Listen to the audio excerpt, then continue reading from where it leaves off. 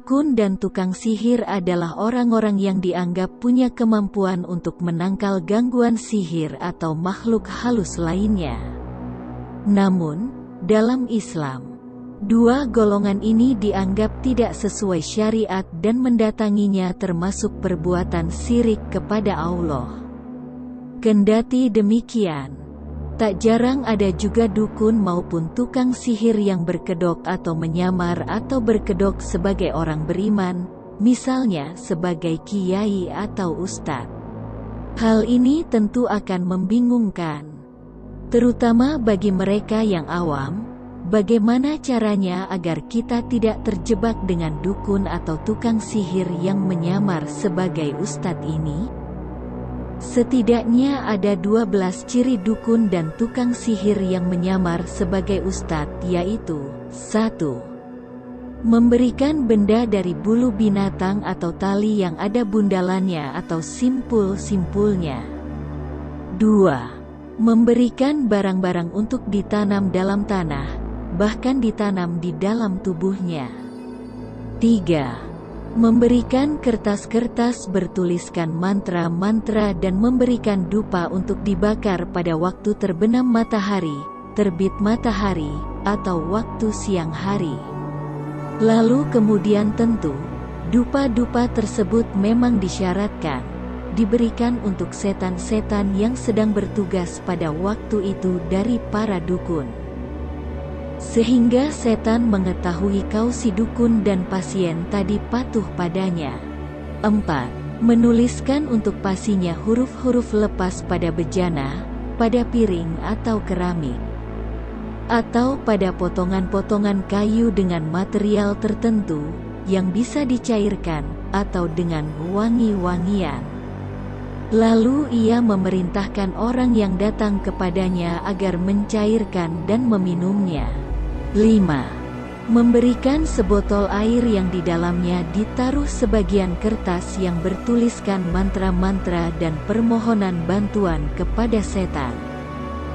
Lalu menyuruh pasien mandi dengannya di tempat yang tidak terurus atau pekuburan yang sudah ditelantarkan.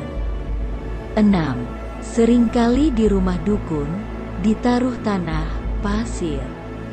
Kemudian di sekitar pasir itu dibuat lingkaran dari karet dan pasien itu sudah dijadikan sebagai kesepakatan antara dukun itu dengan setan-setannya.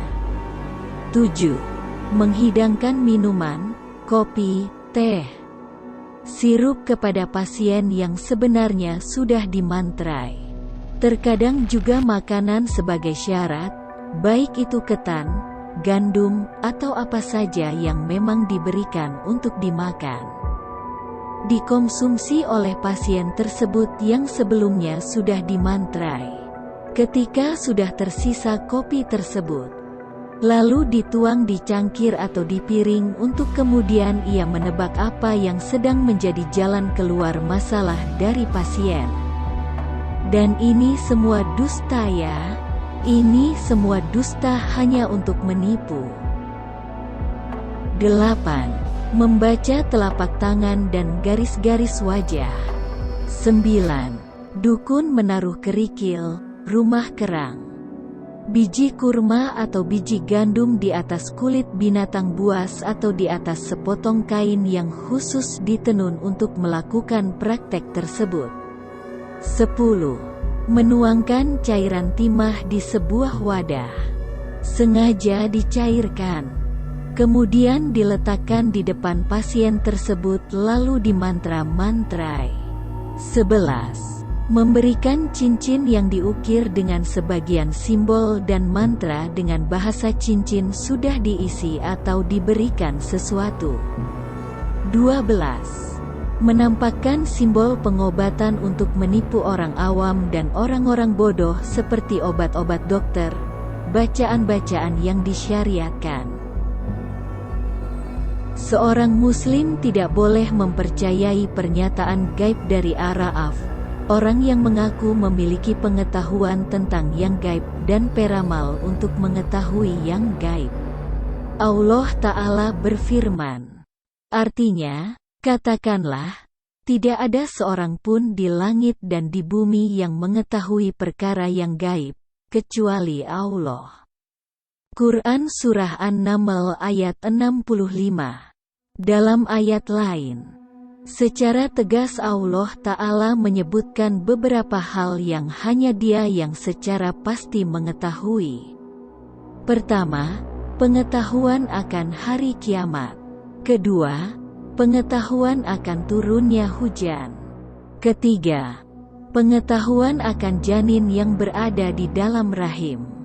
Keempat, pengetahuan akan perbuatan manusia di waktu mendatang. Kelima, pengetahuan akan matinya bumi. Allah Ta'ala berfirman, artinya, sesungguhnya Allah, hanya pada sisinya sajalah pengetahuan tentang hari kiamat, dan Dialah yang menurunkan hujan, dan mengetahui apa yang ada dalam rahim.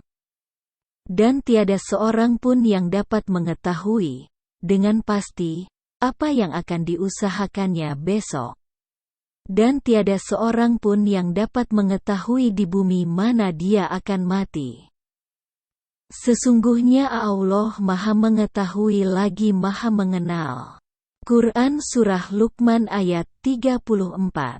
Sementara itu, dalam hadits riwayat Imam Ahmad, Nabi Muhammad Shallallahu Alaihi Wasallam bersabda, artinya, barang siapa mengunjungi seorang araf atau peramal, dukun, dan percaya pada apa yang dikatakannya, maka ia telah kafir kepada apa yang diturunkan kepada Muhammad, Al-Quran.